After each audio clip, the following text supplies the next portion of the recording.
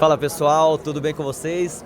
Perito criminal Walker, e a gente conseguiu uma entrevista aqui, né, com os grandes autores, um organizador e autor do livro Genética Forense. A gente vai falar um pouco com eles para entender como que foi o projeto de criação desse livro, quais os capítulos, o que ele aborda, né? Até que para as pessoas entendam sobre esse projeto tão legal que precisávamos tanto, né? De um livro específico para genética forense, inclusive a editora Milênio, que é realmente pioneira e que ajuda tanto na área de perícia criminal. A gente está aqui com o Eduardo, né? Eduardo Leal, e com o perito Pablo, né, Abdon, e a gente vai falar um pouco, vou começar perguntando para o organizador do livro, né, que é o Pablo, como que foi esse projeto, né, o que aborda o livro, a quem que seria interessante esse livro, como que funciona. Fique à vontade, Pablo. Obrigado, Walker. Agradeço o convite para estar aqui falando um pouquinho sobre o nosso livro.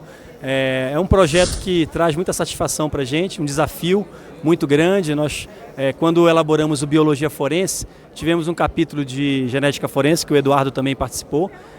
E nesse capítulo a gente achou que ficou faltando, né, aprofundar mais a discussão.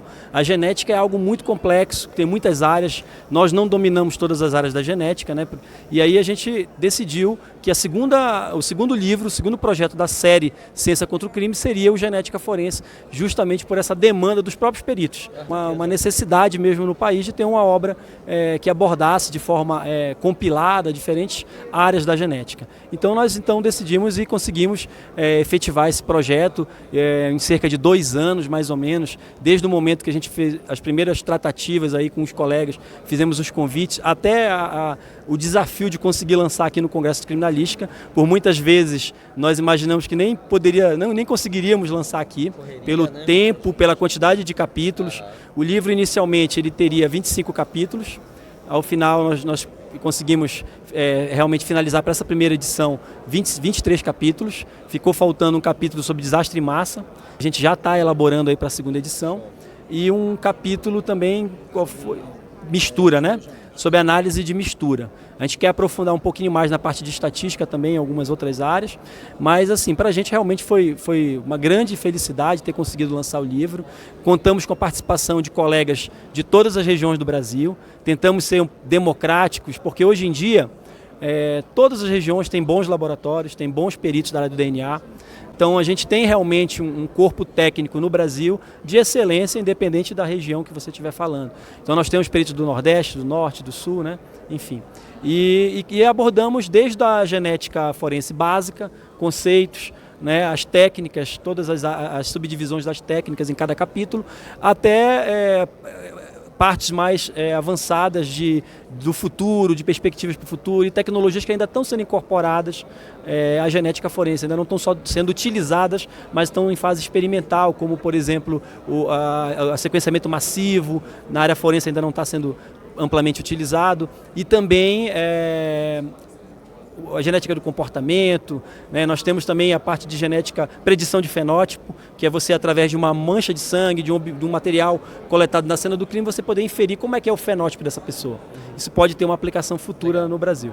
Aproveitando o ensejo, é até interessante falar que a gente teve casos de repercussão utilizando a genética forense no Brasil bem atuais agora, né? Aqui mesmo em Goiás, houve a revelação e elucidação do crime daquele estuprador em série aqui de Goiás, que a um primeiro momento já foram confirmadas com o uso de DNA, utilizando, né, a genética forense, 22 vítimas. Então realmente é algo formidável e que se precisa para a perícia criminal. Então isso é muito interessante. Eu gostaria, aproveitando, né, que vocês falassem, vocês são peritos criminais do Estado, federal, vocês são de alguma área, atuam na universidade, qual a área de vocês? Eu sou hoje coordenador científico de uma empresa privada, uma empresa multinacional, e aqui no Brasil nós temos toda a nossa estrutura montada. Show. E fornecemos soluções para os laboratórios de genética forense de todos os estados e Polícia Federal também. Então eu não sou um perito criminal, mas eu sou um especialista em genética forense de uma multinacional. Show. E como fornecemos soluções para essa área, nós damos o treinamento e resolvemos problemas. Estamos sempre em parceria com os peritos, e por isso temos uma relação muito próxima. Sim, e a empresa sempre importante. permite agregar também nosso conhecimento da indústria na literatura técnica científica no nosso Brasil. Como o Pablo falou, não é um trabalho só dos organizadores, é um trabalho da perícia brasileira. Sim. A gente conseguiu compilar aqui a expertise, a experiência de diversas regiões, de diversos colegas, então aqui está exposto o cenário brasileiro como um todo.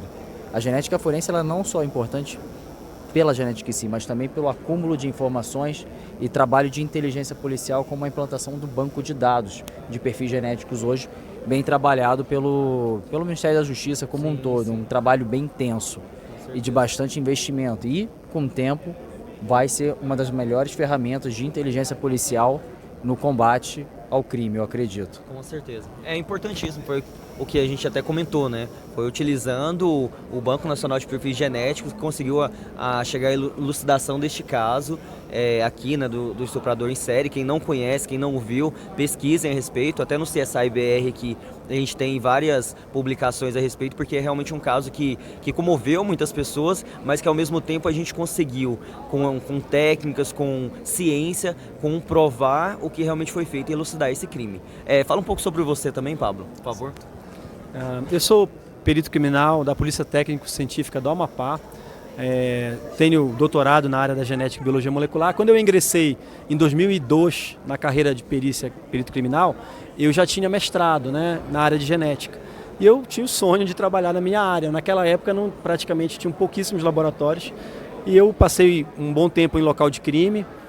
Fiz perícia ambiental, como sou biólogo, né? Então tinha afinidade por essa área, até que lá por 2006 eu ingressei no laboratório forense. Na época a gente fazia desde química, forense, toxicologia, fazia tudo, até eu auxiliei na implantação das técnicas de biologia forense também, análise de sangue humano, pesquisa de espermatozoide, PSA.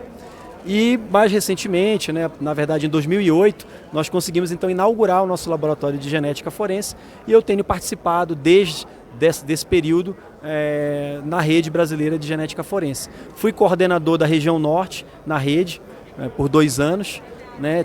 Tive uma experiência interessante que acabou me auxiliando muito no conhecimento, principalmente do banco de dados, que vocês comentaram ainda há pouco, que foi a atuação no caso da Air France. Eu participei da identificação das vítimas da Air France e foi a primeira vez no Brasil que foi utilizado o banco de perfis genéticos, né, para poder auxiliar naquele confronto. Nós tínhamos naquela altura vários corpos, vários fragmentos humanos e também existiam várias amostras de familiares, não só brasileiros, mas algumas amostras vinham de fora, da França e de outros países. Inclusive DNAs, né, amostras já de perfis genéticos. E aí foi preciso utilizar realmente o software, o code, para fazer esse confronto. Então foi uma experiência muito enriquecedora para a gente. Eu aprendi muito naquele episódio triste, mas que para a gente foi uma honra ter podido colaborar com essa força-tarefa. Eu gostaria de agradecer, né, a presença dessas duas ilustres pessoas aqui. Que pra gente é muito bom, agradecer em nome do CSI-BR, né? Está aberta a oportunidade sempre que vocês precisarem para divulgar a perícia criminal. E é legal porque é um livro a mais que nos ajuda e que serve como base, como referência para essa área que tem tanto crescimento, assim como o Eduardo disse, é revolucionária e está se tornando um instrumento muito grande na investigação criminal. No mais, a gente fica por aqui. Agradeço mesmo a presença de vocês e que venham novas entrevistas, novos momentos que a gente possa falar da perícia criminal. Tá bom? Obrigadão, pessoal. Até mais.